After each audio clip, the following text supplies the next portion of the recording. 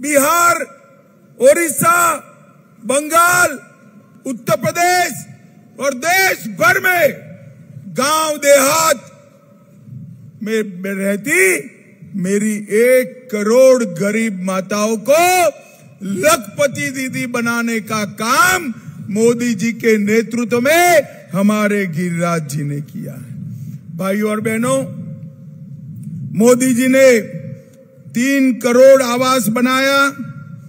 ये 3 करोड़ आवास, उसमें से 2.5 करोड़ ग्रामीण क्षेत्र में है। ये सारे आवास बनाने का काम भी हमारे मित्र और आपके सांसद गिरिराज सिंह जी ने किया है।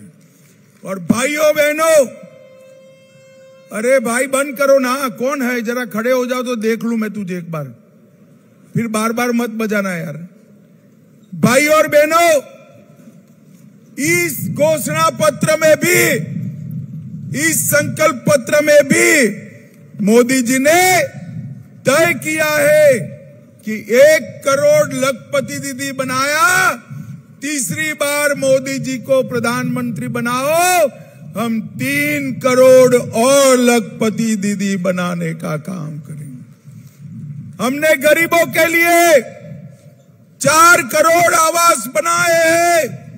मोदी जी को तीसरी बार प्रधानमंत्री बनाओ और 3 करोड़ आवास बनाने का काम नरेंद्र मोदी जी करेंगे। भाइयों और बहनों, मैं यहां आया हूं तब आप लोगों को पूछने आया हूं।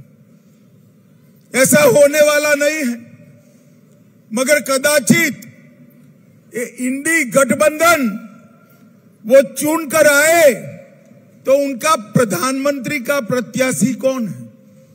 आप बता सकते हो कौन है? बताइए तो जरा, कोई है? आज एक पत्रकार ने बड़े नेता को पूछा कि भाई आपका प्रधानमंत्री का प्रत्याशी कौन है? तो उन्होंने कहा लालू जी, ममता जी, स्टालिन जी, उद्धव जी, अरविंद केजरीवाल, सब बारी बारी 1 साल बनेंगे। भाइयों बहनों, देश ऐसे चलता है। 30 साल तक ये देश ने अस्थिरता देखी है। 10 साल से नरेंद्र मोदी का मजबूत नेतृत्व में ये देश आगे बढ़ा है। मोदी जी ने कोरोना जैसे संकट काल के अंदर जब राष्ट्रीय आपदा आई, इस देश का मार्गदर्शन किया और देश को कोरोना से मुक्त कराने का काम नरेंद्र मोदी जी ने किया। देश की जनता को मैं अपील करने आया हूं, देश को मजबूर नेता नहीं चाहिए, देश को मजबूत नेता चाहिए जो देश को आगे बढ़ाए, देश को सुरक्षित करे, बड़े बड़े फैसले ले। मुझे बताओ बेगूसराय वालों, ये राम मंदिर बनना चाहिए था या नहीं बनना चाहिए? जोर से बोलो, बनना चाहिए था या नहीं बनना चाहिए था? 70 साल से एक कांग्रेस पार्टी, ये लालू जी, एक कम्युनिस्ट, ये सारे इकट्ठा होकर राम मंदिर को अटका रहे थे, लटका रहे थे, भटका रहे थे। मोदी जी ने एक 5 ही साल में केस भी जीता, भूमि पूजन भी किया और 22 जनवरी को प्राण प्रतिष्ठा कर जय श्री राम कर दिया। भाइयों बहनों, ये लालू यादव, राहुल गांधी, सोनिया गांधी, तेजस्वी यादव, ये सभी लोगों को निमंत्रण भेजा था प्राण प्रतिष्ठा का, मगर वो अपनी वोट बैंक से डर से नहीं गए। मुझे बताओ भाइयों बहनों, करोड़ों राम भक्तों की जहां आस्था है, वो मंदिर के प्राण प्रतिष्ठा महोत्सव में भी वोट बैंक की पॉलिटिक्स करने वाले एक घमंडिया गठबंधन देश को सुरक्षित रख सकता है क्या? जोर से बोलो, रख सकता है? भाई और बहनों, मोदी जी ने देश को एकजुट करने का काम किया। मुझे बताओ बेगूसराय वालों, ये कश्मीर जो है हमारा है या नहीं है? जोर से बोलो, है या नहीं है? एक कांग्रेस के अध्यक्ष खड़गे जी कहते हैं राजस्थान और बिहार वालों का कश्मीर से क्या लेन देन। खड़गे साहब, आप 80 पार गए, 80 पार कर गए, मगर इस देश को नहीं जान पाए। बिहार का बच्चा बच्चा कश्मीर के लिए अपनी जान दे सकता है, जान दे सकता है। भाइयों बहनों, मुझे बताओ, ये धारा 370 हटनी चाहिए थी या नहीं हटनी चाहिए थी? जोर से बोलो, हटनी चाहिए थी या नहीं हटनी चाहिए थी? ये कांग्रेस पार्टी लालू यादव 70 साल तक धारा 370 को अपने अनौरस बच्चे की तरह गोदी में खिलाते रहे।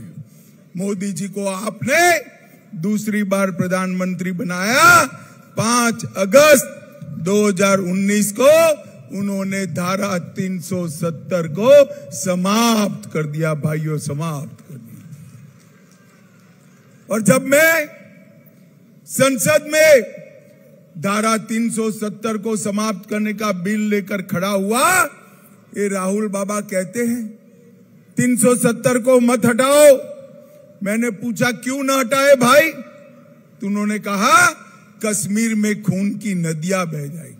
भाइयों और बहनों, आज मैं इस दिनकर जी की भूमि पर राहुल बाबा को कहने आया हूं, राहुल बाबा 5 साल हो गया, खून की नदियां छोड़ो, किसी की कंकर चलाने की हिम्मत नहीं है, कंकर चलाने।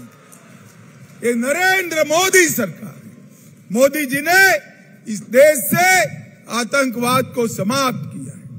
10 साल तक सोनिया मनमोहन की सरकार थी। आए दिन पाकिस्तान से आलिया, मालिया, जमालिया आते थे, बम धमाके करते थे और चले जाते थे। मोदी जी को आपने प्रधानमंत्री बनाया, उरी और पुलवामा में हमला किया, मगर इस बार पाकिस्तान वाले भूल गए कि मनमोहन सिंह प्रधानमंत्री नहीं है, नरेंद्र मोदी प्रधानमंत्री है।